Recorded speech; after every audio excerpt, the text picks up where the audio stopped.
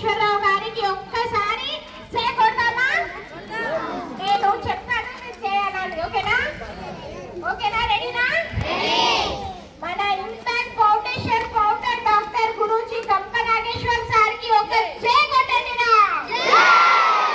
జై గురు గంప నాగేశ్వర్ గారికి జై. అందరం బాగా కష్టపడి మోటివేషన్ తో రేపు ఫ్యూచర్ మంచి భారతదేశానికి నడిపించే యువకులుగా మారుతామని ఒక ఓత్ తీసుకోండి. చేస్తారా? ఇప్పుడు మేమంతా మోటివేషన్ తీసుకొని చెప్పండి, రేపు ఫ్యూచర్ లో